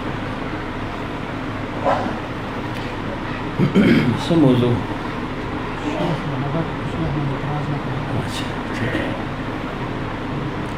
موضوع تو چل ہی رہا تھا، میں نے کہا باہر بیٹھوں گا تو اس پہ بھی ہو جائے گا، میں نے کہا چلو بیٹھ دیتا ہوں۔ تو موضوع کیا چل رہا تھا جی کہ شیخ کے ساتھ محبت اور تعلق ہونا چاہیے، عقیدت اور محبت یہ شرط ہے، یہی ہمارا موضوع ہے اصل، کیونکہ اصلاح کا مدار اسی پر ہے۔ کہ جتنا شیخ کے ساتھ تعلق ہوگا، محبت ہوگی، عقیدت ہوگی، اتنا ہی جلد انسان کی اصلاح ہوگی۔ اور اگر دل میں اعتراض وارد ہوتا ہو، پہلے تو ہونا نہیں چاہیے، وہ مرید ہی کیا ہوا کہ جس کے دل میں شیخ کے متعلق اعتراض آ جائے، وہ تو مرید کہنے کے قابل نہیں ہے، کہلانے کے قابل نہیں ہے۔ کبھی ایسا بھی ہوا ہے کہ کسی طبیب جس سے ہم اپنا علاج معالجہ کرواتے ہیں، ڈاکٹر ہے، اس پر ہمیں اعتراض ہوا ہو، شاید ہی کبھی اعتراض ہوا ہو۔ اگر اعتراض وارد ہو بھی رہا ہو تو ہم از خود اس کو اچھی تعویل کے ذریعے سے پیش کرتے ہیں، اپنے دل کو تسلی دیتے ہیں۔ اگر اعتراض وارد ہو رہا ہو، مثلا حکیم اشتیاق نے کیسی دوائی دے دی، میدا تھوڑا بہت کام کر رہا تھا، اس سے بھی کیا، بس جو ہے نا مرچ لگی اور جلن شروع ہو گئی، ٹھیک ہے جی، کیونکہ میں جو ہے نا اس معاملے میں ان کا شاگرد ہوں نا، یعنی ان کا مرید ہوں، تو اب یہ بات تو دل میں آتی ہے، لیکن میں خود ہی پھر دل کو سمجھاتا ہوں کہ نہیں، یہ جو دوائی دی ہے اس سے یہ نہیں ہوا، شاید تم نے ایسے کیا ہوگا، شاید یوں کیا ہوگا، شاید یوں کیا ہے، اس وجہ سے تمہیں تکلیف ہو رہی ہے۔ تو حضرت یہی فرمانا چاہتے ہیں کہ شیخ کے ساتھ تعلق ایسا ہے کہ اس میں اعتراض ہونا نہیں چاہیے، لیکن اگر اعتراض ہو بھی، اگر پکا مرید ہو تو وہ خود ہی اس کی اچھی تعویل بھی پیش کر دے گا، اور اگر اس کا تعلق جو ہے نا وہ ڈماڈول رہا تو وہ اشکال جو اس کے دل میں پیدا ہو رہا ہے، جو اعتراض پیدا ہو رہا ہے، وہ جو ہے نا بڑھتے بڑھتے بھی لگی نہیں، وہ ایک جوڑا شیر بڑھتے بڑھتے وہ چیز بڑھ جاتی ہے۔ تو شیخ کے ساتھ ایسا تعلق ہونا چاہیے، والہانہ تعلق ہونا چاہیے۔ یہ تو تقلید محض کا راستہ ہے، عجیب و غریب راستہ ہے، اور اسی وجہ سے بعض اوقات پھر جو ہے نا اس پر اعتراضات بھی وارد ہوتے ہیں کہ یہ کیسا راستہ ہے، یہ تو شخصیت پرستی ہے۔ شخصیت پرستی تو ہے بھی اور نہیں بھی، تقلید تو ہم کرتے ہیں نا، ہم امام صاحب کے مقلد ہیں، تو اس کا یہ مطلب نہیں کہ ہم جو ہے نا تقلید شخصی میں یا انہی کے پیچھے ہر لحاظ سے چل رہے ہیں، لیکن ایک لحاظ سے انہی کے پیچھے چل رہے ہیں، فقہ میں ہم ان کو اپنا امام مانتے ہیں، آگے پیچھے ہوں گے تو پھر جو ہے نا معاملہ گڑبڑ ہو جائے گا۔ تو ایسے ہی جس کے ساتھ اصلاحی تعلق ہو تو اس کو بھی ایسے ہی سمجھے گا کہ اس کے متعلق دل میں کسی قسم کی قدورت پیدا نہ ہو، اعتراض وارد نہ ہو، اور اگر اعتراض وارد ہو جائے تو بارہا آپ نے سنا ہے، پھر کیا کریں؟ عبد الکریم صاحب کیا کرے اس وقت جب اعتراض وارد ہو؟ کیا کرے؟ نہیں، اس وقت کیا کرے گا؟ جمیل ماموں کیا کرے گا اس وقت اگر اعتراض بالفرض وارد ہو جائے؟ پھر کیا کرے گا؟ اس وقت وہ خضر اور موسیٰ علیہ السلام کا واقعہ یاد کر لے کہ بظاہر تو خضر علیہ السلام ایسا کام کر رہے تھے جو بالکل خلاف شریعت تھا، اور یقیناً تھا، اور پھر اس پر اعتراض بھی کر ڈالا موسیٰ علیہ السلام نے، حالانکہ پہلے سے کہہ دیا گیا تھا کہ آپ نے پوچھنا پاچھنا کچھ نہیں ہے، کچھ بھی آپ نے نہیں کہنا، میں از خود بعد میں بتا دوں گا۔ لیکن موسیٰ علیہ السلام چونکہ شریعت کے پابند تھے، قطب الارشاد کے مقام پر تھے، تو ان کے سامنے جب ایک برائی ہو رہی تھی، ظلم ہو رہا تھا، گناہ کا صدور ہو رہا تھا، معصیت کا ارتکاب ہو رہا تھا، تو لا محالہ انہوں نے تو اعتراض کرنا تھا نا، لیکن وہ تو پیغمبر تھے۔ پھر بھی خضر علیہ السلام نے فرمایا کہ اعتراض مناسب نہیں ہے اس معاملے میں، اور اس علم میں اگرچہ مجموعی طور پر آپ بڑھ کر ہیں مجھ سے، آپ کا مقام بہت اونچا ہے، لیکن اس مقام میں اور اس علم میں اللہ نے مجھے جزوی فضیلت دی ہے، لہٰذا اس میں آپ میری اتباع کریں گے، اور جب اتباع نہ ہو سکی تو پھر نقصان کیا ہوا؟ ھذا فراق بینی و بینک۔ تو اعتراض حضرت فرمایا کرتے تھے یہ قلت عشق سے ناشی ہے، عشق و محبت کی کمی ہوگی تو اعتراض وارد ہوگا، اور اگر عشق و محبت تام ہوگی تو اعتراض سرے سے پیدا ہی نہیں ہوگا، اور اگر پیدا ہوگا بھی تو اس کو اچھی توجیہ اور تعویل کے ساتھ وہ دفع کرتا رہے گا۔ تو یہ مقصود ہے کہ اس راہ میں اعتراض جو ہے نا یہ سخت ترین ہے، مضر ہے۔ حکیم علمت رحمۃ اللہ علیہ فرمایا کرتے تھے گناہ سے اس کا اثر زیادہ ہے، سخت ہے، کیوں؟ اس سے اللہ تعالیٰ کے ساتھ جو تعلق ہے وہ ختم ہو جاتا ہے۔ تو یہی عرض کر رہا ہوں کہ اگر کسی کو اعتراض کسی کے دل میں وارد ہو جائے، فی الفور اس واقعے کو مد نظر رکھ لے کہ ظاہر میں ممکن ہے شیخ سے ایک بات کا صدور ہو رہا ہے، ایک بات ایسی ہو رہی ہے جو اس کو خلاف شریعت نظر آ رہی ہے، ہوگی نہیں، اس کو ایسے نظر آ رہی ہے، ممکن ہے اللہ تعالیٰ کی طرف سے الہام ہو گیا ہو، القاء ہوا ہو من جانب اللہ، اللہ کی طرف سے اس کی مدد ہوتی ہے۔ انبیاء تو براہ راست اللہ تعالیٰ کی تربیت میں ہوتے ہیں، لیکن جو اللہ والے ہیں وہ محفوظ ہیں، اللہ تعالیٰ ان کی بھی حفاظت فرماتا رہتا ہے، ان کی بھی اللہ تعالیٰ رہنمائی کسی نہ کسی درجے میں فرماتا رہتا ہے۔ نفس و شیطان کے خفیہ مقاصد سے اللہ تعالیٰ اس کو آگاہ فرما دیتا ہے اور پھر خود ہی وہ بچتا ہے اور اللہ تعالیٰ کی معیت اور نصرت بھی ان کے ساتھ ہو جاتی ہے۔ تو فرمایا کہ اگر ایسی کوئی بات شیخ سے وارد ہو بھی جائے تو فی الفور اعتراض نہ کرے، کیوں اعتراض کرے گا تو اپنا جو ہے نا بیڑا غرق ہوگا، شیخ میں جو ہے نا کوئی کمی نہیں آئے گی، اس کے مقام میں کوئی کمی نہیں آئے گی، اس کے فیوز و برکات میں کمی نہیں آئے گی عمومی طور پر، لیکن اس سے وہ فیوز و برکات وہ منقطع ہو جائیں گے۔ تو اس وجہ سے شیخ کے ساتھ جو ہے نا خاص تعلق ہونا چاہیے، یہ جو ہے نا بنیادی چیز ہے، اور جب محبت حاصل ہو گئی پھر آگے جو ہے نا معاملہ آسان ہے، پھر اصلاح بڑی آسان ہے۔ یہ محبت کا پیدا ہونا بڑا مشکل ہے، کیوں؟ محبت پیدا ہونا بھی ایک لحاظ سے آسان، لیکن محبت کا برقرار رکھنا یہ پھر مشکل ہے، کیوں؟ اونچ نیچ ہوتی ہے، کبھی شیخ کا مزاج ایک رنگ کا ہوگا، ایک وقت میں ایک جیسا، ظاہر ہے پوری عمر تو ایک جیسا نہیں ہوتا، ایک وقت میں ایک کچھ اور مزاج ہوگا، دوسرے وقت میں کچھ اور ہوگا، کبھی نرمی، کبھی سختی، کبھی گرمی، کبھی کیا۔ تو مرید ظاہر بیچارہ پھر تنگ بھی ہو جاتا ہے نا کہ یار یہ کیا ہے، پیر صاحب کا آج مزاج جو ہے نا کچھ اور ہے، کل کچھ اور تھا، پرسوں کچھ اور تھا، خدا خیر کرے آئندہ کیسے ہوگا۔ تو یہ چیزیں اس کو برداشت کرنی پڑتی ہیں۔ تو محبت کی راہ میں پھر یہ رکاوٹ نہیں بنتی، چاہے سختی ہو، چاہے نرمی ہو، گرمی ہو، سردی ہو، یہ چیزیں پھر جو ہے نا اس کی راہ میں رکاوٹ نہیں بنتی۔ وہ ان ساری چیزوں کو جو ہے نا خوشدلی کے ساتھ قبول کرتا ہے، بس کنین کی دوائی ہے، کڑوی دوائی ہے، اس کو جو ہے نا دوا سمجھ کر پی لیتا ہے، اور اگر میٹھی دوائی مل رہی ہو تو غذا سمجھ کر اس کو کھا لیتا ہے۔ تو کبھی جو ہے نا دوا اور کبھی غذا سمجھ کر شیخ کی باتوں کو انسان جو ہے نا وہ نگلتا رہے، ہضم کرتا رہے، اس کی اصلاح جو ہے نا ہوتی رہے گی۔ لیکن اس کے لیے بنیادی شرط کیا ہے، جیسے آپ نے سن لیا ابھی تک، کہ اس میں محبت شیخ لازم اور ضروری ہے، یہ نہیں ہوگی نا پھر کام نہیں ہوگا۔ تو بہر اللہ تعالیٰ ہمیں اپنے مشائخ کے ساتھ سچی اور پکی عقیدت نصیب فرمائے، اور عقیدت صرف جو ہے نا منہ کے بول نہیں ہے کہ انسان نے منہ سے کہہ دیا بس عقیدت، نہیں، موقع پر پتہ چلتا ہے کہ کیسی اس کو عقیدت ہے، کیسی محبت ہے۔ اور عام طور پر عقیدت اور محبت کا دائرہ کار کیا ہے کہ شیخ کی تعلیمات پر انسان عمل کرے، شیخ کے جو اوقات منضبط ہیں اس میں انسان شرکت کرے۔ کوئی ایسی مجبوری پیش آ جائے کہ وہ اس کو روک دے وہ الگ بات ہے، لیکن عام معمولی باتوں پر انسان شیخ کی صحبت کو نہ چھوڑے۔ مثلاً اب میں کہوں میرے ساتھ دوست گئے تھے اور آ بھی گئے، جنازے پہ گئے، میں بھی گیا، میں کیوں گیا؟ بس گیا، لیکن وہ کیوں گئے؟ وہ حسنہ سی بھی گیا نا، تو مجھے برداشت ہے۔ تو دیکھیں تعلق ہوتا ہے، بعض اوقات اتنا قریب کا تعلق ہوتا ہے کہ انسان کو جانا پڑتا ہے، کچھ کاموں کو موقوف بھی کرنا پڑتا ہے، یا یہ کہ چلو کچھ وہ بھی کر لیں کچھ یہ بھی کر لیں، دونوں کام ہو سکتے ہیں تو کر لیں۔ لیکن بعض ایسے ہوتے ہیں کہ ان کا اتنا تعلق نہیں ہوتا جتنا وہ جو ہے نا اس کو ظاہر کرتے ہیں، اور اس سے وہ جو اصل چیز ہے وہ جو ہے نا وہ گم ہو جاتی ہے۔ مثلا حلقہ جو ہے نا بعض دوستوں نے چھوڑ دیا، اب اتنا ان کا تعلق نہیں تھا، یہ مجھے معلوم ہے کہ نہیں تھا، ہاں اتنا تعلق تو میرا بھی ہے، آپ سب کے ساتھ ہے اور آپ کا میرے ساتھ ہے، لیکن یہ کہ بعضوں کا بعض کے ساتھ تعلق قریب کا ہوتا ہے، رشتہ داری ہوتی ہے، پڑوس ہوتا ہے، اس کے علاوہ یارانہ دوستانہ ہوتا ہے، تو اس تعلق کی بنا پر پھر انسان فیصلہ کرتا ہے نا۔ لیکن ویسے ہی سن لیے جی کہ مثلا کوئی پیر بھائی فوت ہو گیا، یا کوئی جو ہے نا ہمارا پڑوسی فوت ہو گیا، اور اسی وقت میں جو ہے نا جمعے کی نماز بھی ہو رہی ہے، تو ظاہر آپ کو جمعے کی نماز پڑھنی ہے نا پہلے، پھر بعد میں وہ کام کرنا ہے نا۔ لیکن اس موقع پر ہمیں شیطان گرا دیتا ہے، پھسلا دیتا ہے، پھسل جاتے ہیں فوراً۔ تو وہ جو دوست ہمارے ساتھ ادھر موجود تھے جنازے میں، میں نے کہا تم کیوں؟ تمہارا کوئی رشتہ، کوئی تعلق؟ یہ اس وجہ سے نہیں کہہ رہا ہوں کہ نہیں جانا چاہیے، جنازوں میں بھی شرکت ہو، خوشیوں میں بھی شرکت ہو، لیکن موقع محال کو دیکھیں، نزاکت کو سمجھے۔ یہ تفقہ جو ہے نا یہ اللہ والوں کی صحبت میں انسان کو حاصل ہوتی ہے۔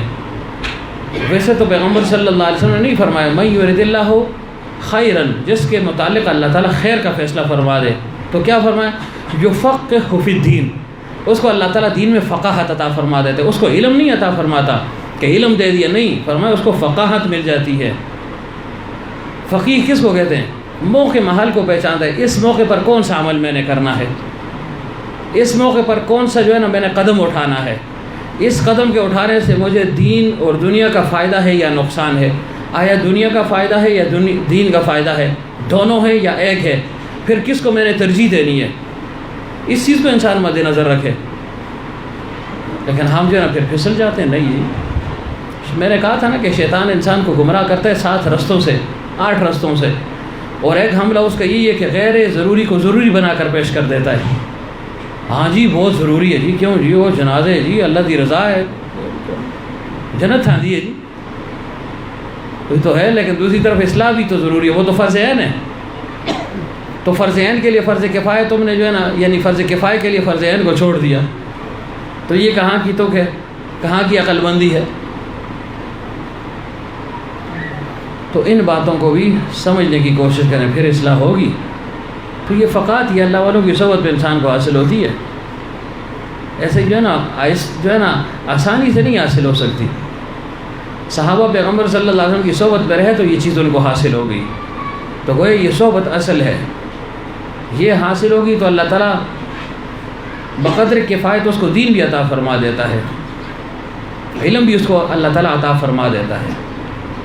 لیکن اپنے اوپر صحبت کو لازم کر لے، اور اگر صحبت میں نہیں رہے گا نا، بس خانہ پوری سی کرے گا، تو یہ فقاہت اس کو حاصل نہیں ہوگی، باریکی اس کو حاصل نہیں ہوگی، باریکی کو سمجھ نہیں سکے گا۔ دین میں ایک باریکی ہے اللہ تعالیٰ نے رکھی ہے، لیکن یہ اسی کو ملے گی کہ جس کے متعلق اللہ بھی ارادہ کرے یا انسان خود بھی ارادہ کرے۔ اپنا ارادہ ہو ہی نہ تو اللہ تعالیٰ تو پھر ایسے جو ہے نا اس کو فقاہت نہیں دیتا۔ تو بہرحال عرض یہ کر رہا ہوں کہ اس چیز کو مد نظر رکھیں۔ یہ دیکھیں ہفتے کے بعد 1 دن ہوتا ہے ہمارا، 1 دن ہوتا ہے، بلکہ یہ سمجھے 2 گھنٹے ہوتے ہیں، اور وہ بھی ہم نے ضائع کر دیے، تو پھر تو یہاں تک پہنچنا لازم ہوتا ہے۔ آگے شیخ ہو یا اس کا کوئی نائب ہو جس کو اجازت مل گئی، جس کو معمور کر دیا کہ تم بیٹھو، اللہ تعالیٰ اس کو وہی کچھ دے گا، کہ وہ ایک طلب کے ساتھ، جذبے کے ساتھ، محبت اور عقیدت کو لے کر آیا ہے، تو اللہ تعالیٰ نامراد نہیں لوٹائے گا۔ لیکن جو سرے سے آئے ہی نہ، مجھ سے ایک دوست نے پوچھا بھی تو میں نے اس کو کچھ نہیں کہا، وہ شاید آئے بھی ہوں، پتہ نہیں نظر نہیں آ رہے، آئے ہوں گے، تو بعض چیزیں ایسی ہوتی ہے کہ اس میں انسان اظہار کرتا ہے، بعض میں اظہار نہیں کرنے کی ضرورت ہی نہیں ہوتی۔ تو آپ اپنا جو ہے نا موقف نہ چھوڑیں، بس آئیں، یہ نہ دیکھیں کان آپ نے رکھا ہوا کہ جی آج اللہ خیر کرے کسی جگہ خوشی ہے، کوئی پروگرام ہے، کوئی ماتم ہے، پتہ نہیں یہ ہوگا یا نہیں، پہلے ڈھونڈ لگاؤ بھائی کہ بلال ہے یا نہیں، اگر نہیں ہے تو چلو ہم نہیں جاتے۔ تو ایسے جو ہے نا اصلاح نہیں ہوتی۔ آپ نے اس مرکز کو نہیں چھوڑنا، مرکز تک آنا ہے۔ یہ برکات ساری مرکز کے ساتھ ہیں، برکات سابقہ موجود ہیں یہاں پر، اور اگر ہم میں تقوی اور طہارت ہوئی تو اللہ تعالیٰ اس کو بڑھائے گا، ہم میں شکر کا مادہ ہوا تو اللہ بڑھا دے گا، لئن شکرتم لازیدنکم، لیکن ولئن کفرتم ان عذابی لشدید، پھر اللہ تعالیٰ وہ جو تھوڑی بہت برکات ہیں نا وہ بھی اللہ تعالیٰ پھر چھین لیتا ہے۔ تو یہ نہ سوچا جائے کہ کوئی ہے یا نہیں، میں نے اپنا وقت جو ہے نا میں نے وقف کیا ہوا ہے، اس وقت میں میں نے شیخ کی صحبت میں جانا ہے، لازم اور ضروری ہے میرے لیے بس۔ تو یہ آنا اس کی اپنی برکات ہے، خانقاہ میں آیا، بیٹھ گیا، نماز پڑھ لی، دوستوں کے ساتھ مل گیا، اس کا اپنا ایک اثر ہے، قلب پر ہوتا ہے، اور یہ تبھی اس کا اندازہ ہوتا ہے جب انسان نہ آئے، 1 جمعے کو نہ آئے، 2 جمعے کو نہ آئے، 3 کو نہ آئے، پھر اس کو پتہ چلتا ہے یار یہ جو میں جا رہا تھا ضرور کچھ فائدہ ہو رہا ہے، اگرچہ وہ فائدہ نظر نہیں آتا، لیکن حضرت فرمایا کرتے تھے کسی چیز کا عدم مشاہدہ اس کے کیسے، وہ حضرت فرمایا کرتے تھے عدم مشاہدہ عدم وجود پر دلالت نہیں کرتا۔ ایک چیز نظر نہ آئے ہم کہتے ہیں نہیں ہے، نہیں ہے، بہت سی چیزیں ہمیں نظر نہیں آتی، ہم اس کو مانتے ہیں۔ تو ایسے ہی شیخ کی صحبت میں اور شیخ کے پاس آنے جانے سے اللہ کا تعلق انسان کو نصیب ہوتا ہے، لیکن مدت کے بعد نظر آ جاتا ہے، لیکن نظر آنا ضروری بھی نہیں ہے۔ جب انسان راہ راست پر آ گیا، عمل کی توفیق اس کو مل رہی ہے، گناہوں کی نفرت دل میں پیدا ہو گئی، احساس ذمہ داری پیدا ہو گئی کہ یہ میرے فرائض ہیں، یہ امر بالمعروف ہے، یہ نیکی کے کام ہیں، یہ مأمورات ہیں، یہ منہیات ہیں، بس پھر جو ہے نا سمجھ لے کہ اس کی اصلاح ہو رہی ہے۔ یہ احساس ہی جو ہے نا سب سے پہلے اجاگر ہوتا ہے، ورنہ اس سے پہلے آپ کو احساس بھی نہیں ہوگا کہ غیبت بھی کوئی گناہ ہے، حسد بھی کوئی گناہ ہے۔ ہمارے پاس ایک دوست ہے، یہ رمضان میں اب چلا گیا، عید گزار کر گیا، تو اس نے کہا ہم ظلم کسی اور چیز کو سمجھ رہے تھے، یعنی ایسے رضائل یہاں باقاعدہ اس کی یعنی تعلیم ہوتی ہے کہ اس کو جو ہے نا یاد کرو اور کرواؤ، دہرائی اس کی ہوتی ہے، گویا ایک سبق ہوتا ہے، 1 گھنٹہ اس کا تکرار ہوتا ہے۔ تو رضائل اور خسائل کے متعلق اس نے پڑھا ہے، بھی قاری ہے، حافظ ہے، تو اس نے کہا خو یہ چیزیں تو ہم نے کبھی پڑھی نہیں تھی، نہ کسی نے بتائی اور نہ ہمیں پتہ تھا۔ تو یہ پھر احساس پیدا ہو جاتا ہے کہ یہ جو میں بول رہا ہوں یہ تو کیا بول رہا ہوں، آیا سچ ہے، جھوٹ ہے، کسی کی توہین ہے، ذلت ہے، رسوائی ہے، کیا ہے؟ تو یہ چیزیں اللہ والوں کی صحبت میں انسان کو حاصل ہوتی ہیں۔ تو اس آنے جانے کو معمولی نہ سمجھے، اس آنے جانے سے جو نا بڑے بڑے فیصلے ہو جاتے ہیں۔ بڑے بڑے لوگ اسی سے جو نا آنے جانے سے بن گئے ہیں، اسی سے بنتے ہیں۔ اللہ والے جو ہے نا ایسا کوئی خاص کوئی دم چف نہیں ہے یا کوئی خاص ورد ہے جو اس کو بتا دیا وہ بزرگ بن گیا، نہیں، اسی آنے جانے میں اللہ تعالیٰ نے یہ تاثیر اور اثر رکھی کہ بڑے بڑے بزرگ بن جاتے ہیں۔ عجیب و غریب اللہ تعالیٰ نے اس میں کشش رکھی ہے، لیکن شرط وہی ہے کہ جو ہے نا عقیدت اور محبت ہو، تو پھر جو ہے نا یہ چیز وہ چکھ لے گا اور محسوس بھی کر لے گا اور مشاہدہ بھی کر لے گا کہ ہاں واقعی کہ میں جس مقصد کے لیے جا رہا ہوں وہ مقصد مجھے حاصل ہو رہا ہے یا نہیں۔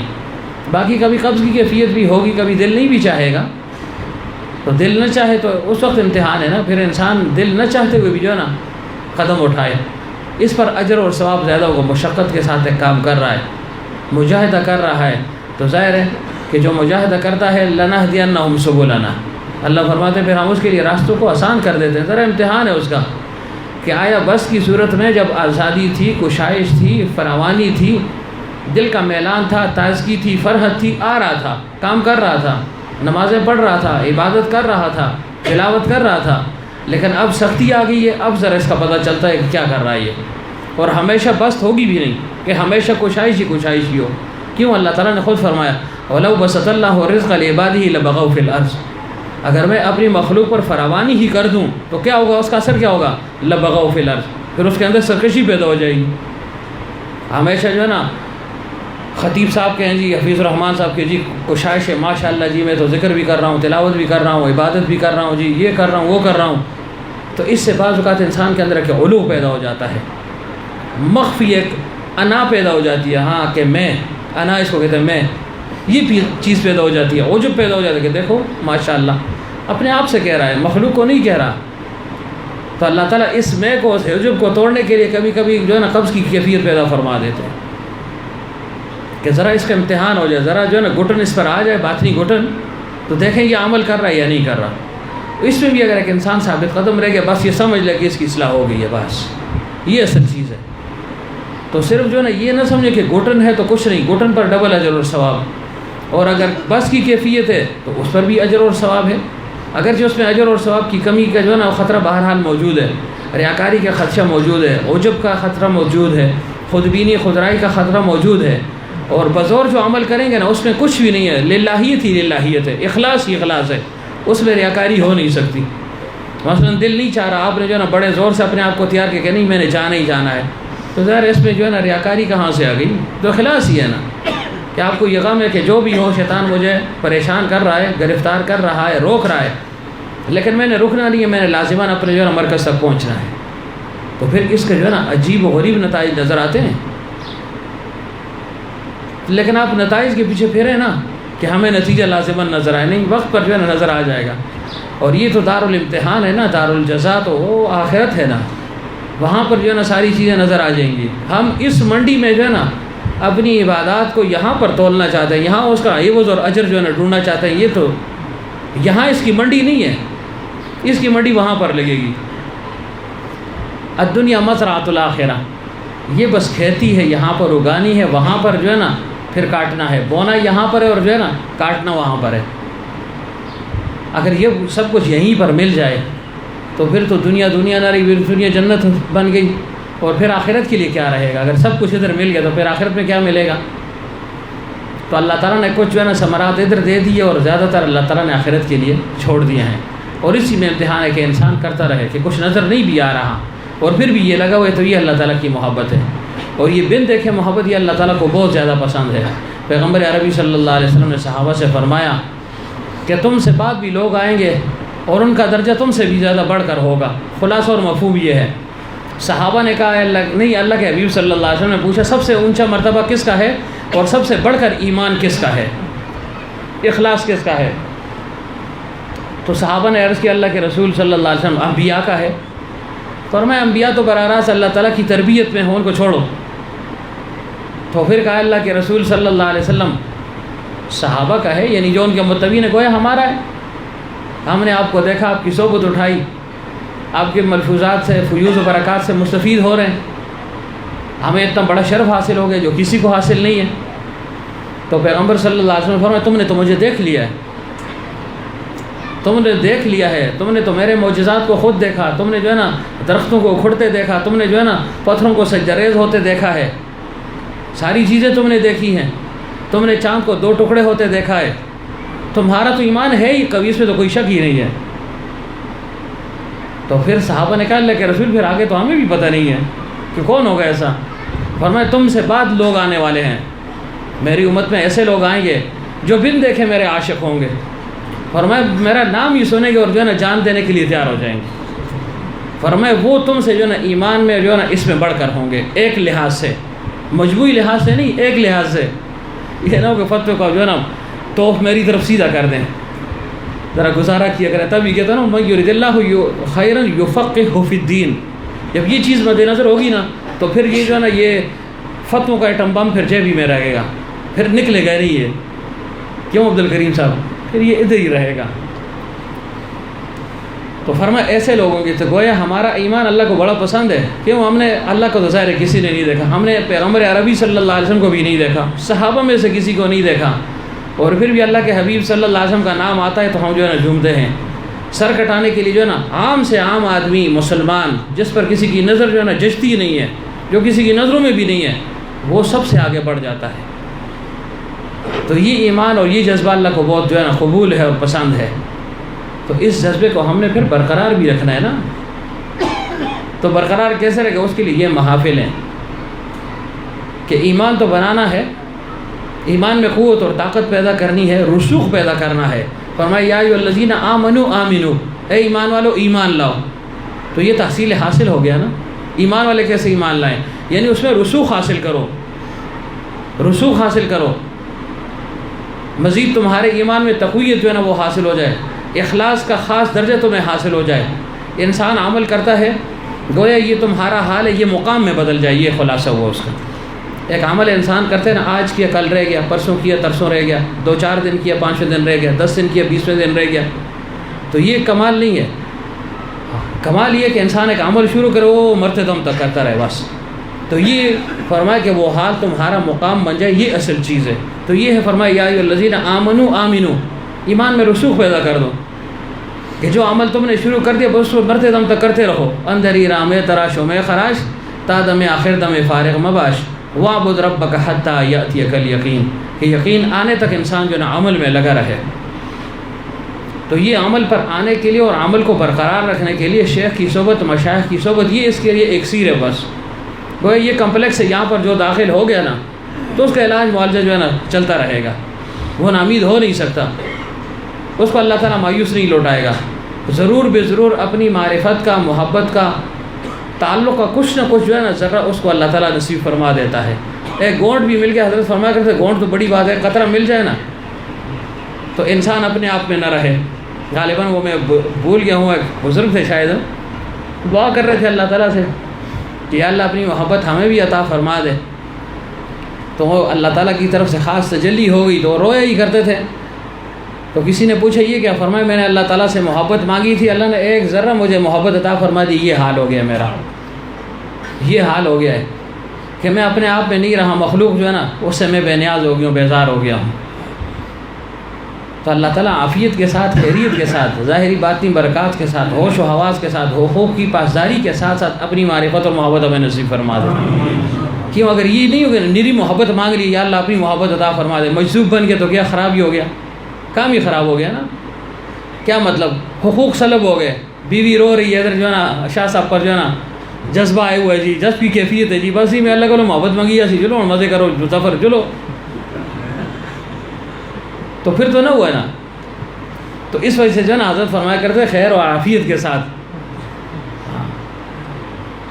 تاکہ سارے جو ہے نا امور نمٹ جائے نا، یہ کمال ہے۔ مجذوبیت کمال نہیں ہے، ہم سمجھتے ہیں اس کو کمال، گو کہ ایک صفت ہے اللہ نے جس کو دے دی، اپنی محبوبیت جو ہے نا اپنے تجلی ایک اس پر ڈال دی، محبوب بن گئے وہ، لیکن ہے بیچارے ناقص ہیں، خود تو کامل بن گئے اور وہ کمال تک نہیں پہنچا سکتے۔ اصل مزہ تو یہ کہ انسان خود کامل ہو، دوسروں کو کمال تک پہنچا دے نا۔ تو اس وجہ سے کہتا ہوں کہ اللہ کی معرفت اور محبت مانگنی چاہیے، لیکن خیر اور عافیت کے ساتھ۔ تو یہ محبت ہی کا جذبہ ہے نا، اللہ تعالیٰ کی محبت ہی ہمیں حاصل ہوئی ہے جو ہمیں نظر نہیں آ رہی ہے۔ آنا کس بات کی دلیل ہے؟ اسی بات کی دلیل ہے نا کہ اللہ تعالیٰ کی محبت ہمیں بے چین کیے دیتی ہے کہ آج ہم نے لازماً جانا ہے جی، مولانا نے کہا دل چاہ رہا ہے یا نہیں چاہ رہا، میں جا رہا ہوں، یہ محبت ہی ہے نا۔ لیکن محبت کا انداز جو ہے نا کبھی ایک کبھی دوسرا ہوتا ہے نا، کبھی قبض کی صورت میں محبت ہوگی، کبھی بس کی صورت میں جو ہے نا محبت ہوگی۔ تو ہم نے دونوں طریقوں سے جو بھی کیفیت ہو اپنے مرکز کو، اپنے مقصود کو ہم نے نہیں چھوڑنا، بس مقصود کے حصول کے لیے لگا رہنا ہے بس، جیسے تیسے بھی ہو۔ اب رمضان گزر گیا، رمضان میں بس تھا، کشائش تھی، خوشی تھی، فرحت تھی، دل کھلا ہوا تھا۔ اب جیسے ہی رمضان ختم ہو گیا، عید میں بھی کچھ نہ کچھ ہوتی ہے کشائش، اب وہ بھی چلی گئی، اب ظاہر قبض شروع ہو گئی۔ اب قبض کی کیفیت ہے نا، ایک لحاظ سے تو بس ہے اور ایک لحاظ سے قبض ہے۔ شاہ صاحب کہیں گے 6 روزے میں نے پتہ نہیں رکھے، یعنی آج تو پوچھے گا پھر، پچھلے جمعے کے تو غائب ہو گئے۔ اب دیکھیں پچھلے جمعے کو یہ نہیں ہے حلقے کے لیے، یہ تربیت ہے، اس لیے کہہ رہا ہوں کہ بیمار ہیں جی، ٹھیک ہے جی، کدھر ہے سلمیہ خان؟ شاہ صاحب بیمار ہیں جی، ظفر و بیمار، صبح ماتم ہوا، شاہ صاحب آ رہے ہیں، صبح اگلی ہی صبح درس کے بعد معلوم ہو کہ وہی ماتم ہو، شاہ صاحب آ رہے ہیں، بس بیماری ختم۔ تو یہ چیز شیطان اس موقع پر ہمیں ورغلاتے پھسلا دیتا ہے، وہ جی نہیں جانی طبیعت جی، ابو جی کی طبیعت خراب ہوتی تھی، آج ابو نہ کیا ہو گیا، آج بالکل ٹھیک ٹھاک ہے جی، او فلانا آدمی ہے جی، ہمارا رشتہ دار ہے، ان کا جو ہے نا پوتا ہے یا نواسا ہے یا جو بھی ہے، بھانجا ہے، بھتیجا، اس کی والدہ فوت ہو گیا، جی بس آؤ جی۔ زلمے خان نے کہا میں انتظار کر رہا ہوں جی، آپ آئیں جی، بس میں باہر روڈ میں کھڑا ہوں گا۔ تو میں اس لیے عرض کر رہا ہوں، یہ روکنے کا مقصد نہیں ہے، باہر کوئی سنے گا نا وہ کہ یار یہ تو لوگوں کو جنازوں سے روک رہا ہے اور لوگوں کو خوشیوں سے روک رہا ہے، لوگوں کی خوشیوں میں شرکت سے روک رہا ہے، شادیوں سے روک رہا ہے۔ روک نہیں رہا ہوں، لیکن جو اپنا مقصود ہے اس کو تو نہ چھوڑے نا، سب کو ساتھ چلائیں، لیکن اگر نہ چل سکے تو ان چیزوں کو چھوڑ دیں۔ اب مقصود کیا ہے؟ اصلاح ہے، اور موقع وہی ہے 1 ہفتے کے بعد 2 گھنٹے، اب وہ شاہ صاحب نے ضائع کر دیا، 14 دن کے بعد آج ان کی حاضری ہوئی۔ تو معلوم کیا ہوا؟ اصل میں ہم جو کہتے ہیں نا کہ مجھے انتہائی نہیں جی، بالکل جی، قسم جی، میں بالکل جھوٹ نہ آتا، اگلی لمحے ہمارا جھوٹ جو ہے نا خود ثابت ہو جاتا ہے، ہمارے قول اور فعل میں مطابقت نہیں ہے، کمزوری ہے، عقیدت میں کمی نہیں ہے، وہ حملہ نہیں کر رہا ہوں، عقیدت ہے، لیکن دوسری طرف سے شیطان جو ہے نا وہ غالب ہو جاتا ہے، ہمیں مغلوب کر دیتا ہے کہ بس جی بیمار ہیں آپ، یہ نہیں جانا جی، سیڑھیوں پہ کیسے چڑھیں گے، کیسے اتریں گے، چلو ٹھیک ہے جی۔ اور اگلے دن جو ہے نا ماتم ہو گیا تو شاہ صاحب وہاں سے آ رہے ہیں، نیند بھی قربان ہو گئی اور جو ہے نا سفر بھی ہو گیا، صعوبت بھی اٹھائی، انتظار بھی ہوا، اور پھر جنازے کے بعد پھر جو ہے نا ہیا ادھر دوڑ رہے ہیں، ادھر دوڑ رہے ہیں، ادھر گیا جی، ویسے بھی گھر سے نکل آیا ہوں جی، اب بچی کے ہاں چلا جاؤں گا، بھائی کے ہاں چلا جاؤں گا، اب زلمے خان کے پاس چلا جاؤں گا، فلانے کے پاس چلا جاؤں گا، تو دیکھیں وقت تو ضائع کر دیا نا۔ تو یہ ایک سیکنڈ جو ہے نا بڑا قیمتی ہے، اس کو ایسے معمولی نہ سمجھیں۔ یہاں کا حضرت فرمایا کرتے تھے 1 منٹ 1 سیکنڈ ضائع کر دیا، وہاں کروڑوں کی جو ہے نا زندگی ختم ہو گئی، کروڑوں سالوں کی زندگی، کہ یہاں ہماری 60 سال کی عمر ہے ٹوٹل، چلو 70 ہے جو ہے نا شاہ صاحب کی، اللہ تعالیٰ ان کو روح بصحت رکھے، شاہ صاحب ہیں اپنے، یہ حاجی صاحب ہیں، اور جو ہے نا ڈاکٹر صاحب وغیرہ ہوں جو لمبی عمر والے ہیں، اللہ تعالیٰ ان کو عافیت کے ساتھ جو ہے نا لمبی صحت عطا فرمائے، برکت والی۔ لیکن عام طور پر یہی 60-70 عمر ہے نا جی، تو یہاں 60-70 وہ بھی نہیں، اگر آپ تجزیہ کر لیں تو حضرت فرمایا کرتے 7-7.5 سال ہماری عمر ہے، 60 سال عمر میں سے آپ 15 نکالیں نا بلوغت کے، بلوغت سے پہلے عمل کیا نہ کیا کوئی فائدہ نہیں ہے، والدین کو فائدہ ہوگا، اس انسان کو کوئی فائدہ اور نقصان نہیں ہے۔ 15 سال نکل گئے جی، پیچھے 45 رہ گئے، اب 45 میں آدھے آپ نیند میں لگا دیں، 9 سے سویا صبح اور جو ہے نا رات کو بھی سویا، دن کو بھی سویا، مل لا کر 45 میں سے آپ جو ہے نا آدھے کریں تو پیچھے جو ہے نا 22-22.5 سال رہ گئے، ٹھیک ہے جی، 22-22.5 سال رہ گئے، اور اس میں گھوم رہا ہے جی، ادھر جو ہے نا شادی ہے، ادھر بیاہ ہے، ادھر غمی ہے، ادھر جنازہ ہے، فلانا ہے، کھانا ہے، پینا ہے، آدھا وہ نکال دیں تو پیچھے کتنا رہ گیا؟ 7-7.5 سال عمر رہ جاتی ہے۔ گویا 30 سال جو ہے نا ہماری نیند کے نکل گئے، 15 سال ہماری بلوغت کے نکل گئے، 45 ہو گئے، پیچھے جو 15 سال ہے اس میں 7-7.5 سال گھومنے گھامنے کے نکال دیں، ادھر چائے پیے، ادھر جو ہے نا جنازے میں شرکت کی، ادھر خوشی میں شرکت کی، ادھر دعوت، ادھر ولیمہ، ادھر خیرات وغیرہ وغیرہ، تو پیچھے 7-7.5 سال ہے۔ اب ذرا اور چھوڑیں، سارے دن کا اندازہ لگیں ہم کتنی عبادت کرتے ہیں، یعنی جس کو عبادت کہا جاتا ہے، تو آپ یہی کہیں گے کہ بھائی اگر 5 نمازوں کو ملا لیں تو بہت ہو تو 2.5 گھنٹے ہو گئے، 7 تہجد کو ملا لیں 3 گھنٹے ہو گئے، 7 باقی معمولات کو ملا لیں تو 5 گھنٹے ہو گئے، بس باقی جو ہے نا 21 گھنٹے سے جو ہے نا 19 گھنٹے چلے گئے۔ تو اس وجہ سے کہتا ہوں کہ 7 سال کی محنت ہے، پھر وہاں ابوذرآباد کی زندگی ہے۔ تو ہم نے وہ 7 سال کی زندگی وہ بھی حضرت فرمایا کرتے تھے کوئی اگر شریعت کے مطابق گزارے اس کو اس کے لیے، اور جو سرے سے جو ہے نا غافل ہو جائے تو اس کے ہاتھ تو کچھ نہ آیا۔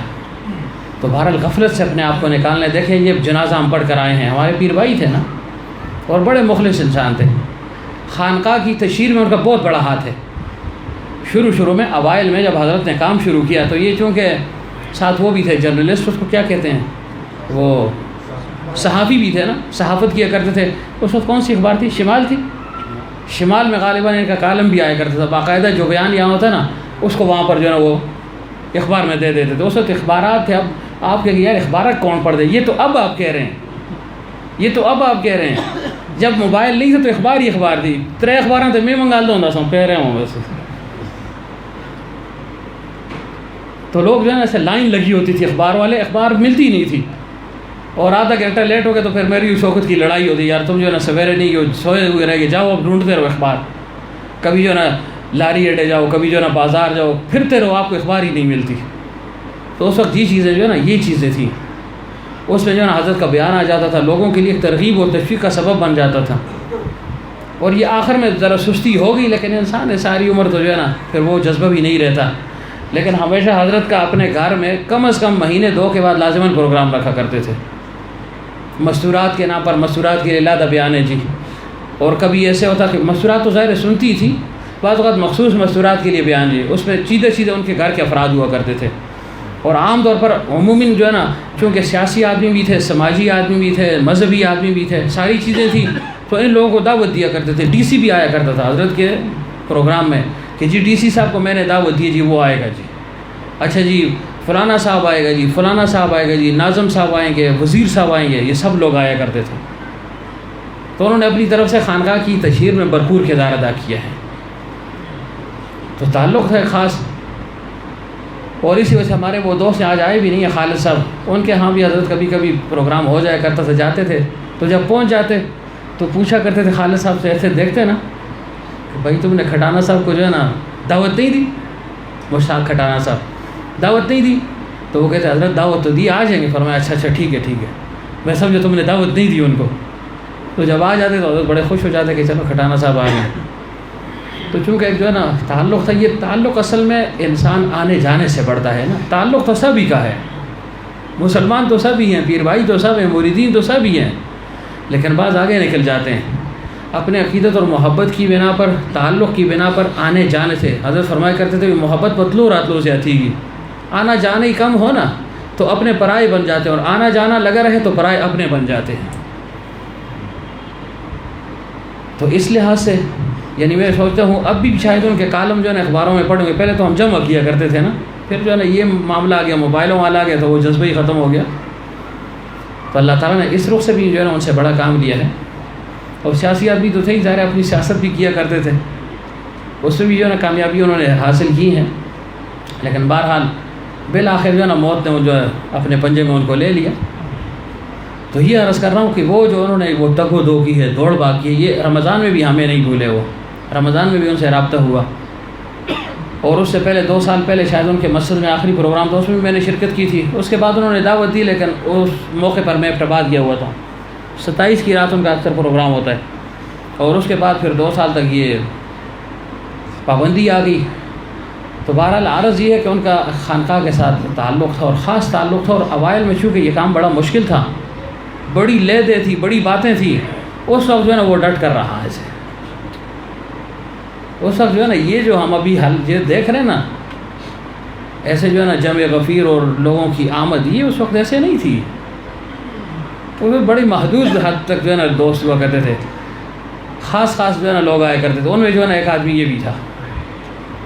تو دیکھیں آج وہ چلا گیا، لیکن اگر جو ہے نا خانقاہ کے ساتھ تعلق نہ تو آپ جو ہے نا کہاں ان کو یاد کرتے ہیں۔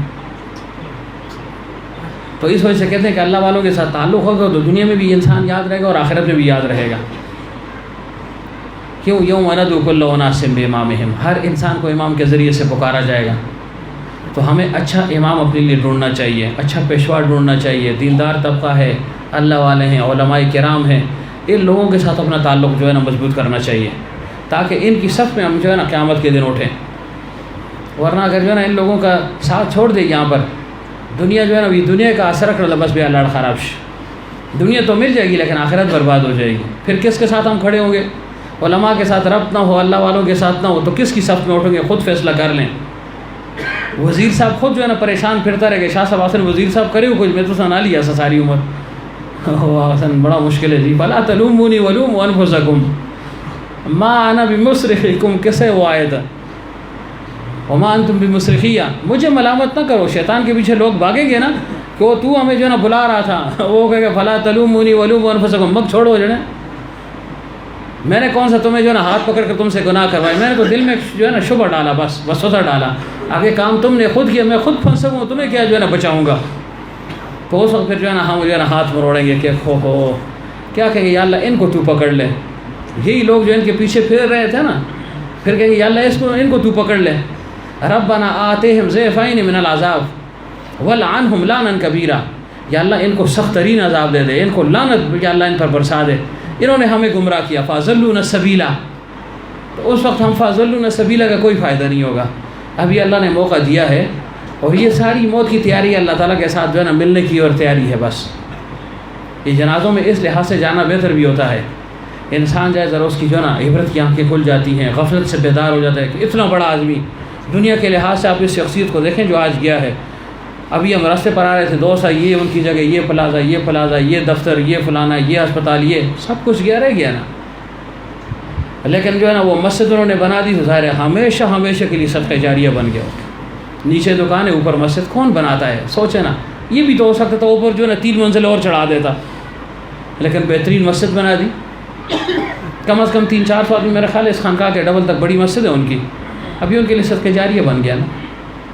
اور پھر سلسلے میں داخل تھے تو یہ ان کے لیے صدقہ جاریہ بن گیا. جتنے اعمال ہم کریں گے یا ان کے ذریعے سے جتنے لوگ آئے ہیں، کافی سارے لوگ ادھر ایسے موجود ہیں جن کے آنے کا سبب وہ بنے، ان کو دعوتیں وہ دیتے رہے، اپنے اقارب کو، رشتہ داروں کو، دوستوں کو. تو بیج انہوں نے اپنا ڈال دیا. بعضوں کی قسمت اچھی تھی، وہ بیج جو ہے نا وہ بن گیا، پھول بن گیا، جو ہے نا وہ یہاں پر آ رہے. لیکن بہرحال انہوں نے اپنا جو ہے نا وہ کام کر دیا ہے. تو ہمیں بھی چاہیے کہ اپنی آخرت کی فکر بھی کریں اور اپنے کو جو ہے نا پودے لگا لیں تاکہ ہمارے لیے صدقہ جاری کی صورت تو بن سکے. تو دوستوں کو دعوت بھی دیں، اس سے جو ہے نا جذبہ پیدا ہوتا ہے. لیکن ہم خود نہیں آتے تو کسی کو دعوت کیا دیں گے؟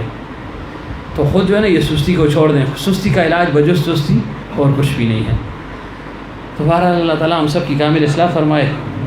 اللہ تعالیٰ ہمیں خواب غفلت سے بیدار فرما دے اور آخرت کی فکر اللہ تعالیٰ حقیقی معنوں میں ہم سب کو نصیب فرما دے.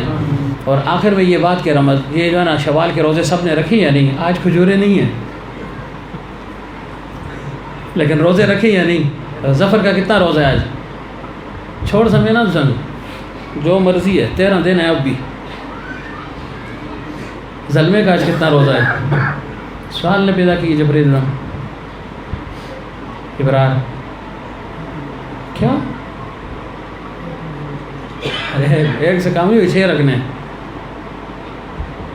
مختار ماشاء اللہ، ٹھیک ہے بہرحال رکھنے 6 روزے پورے کرنے انشاءاللہ.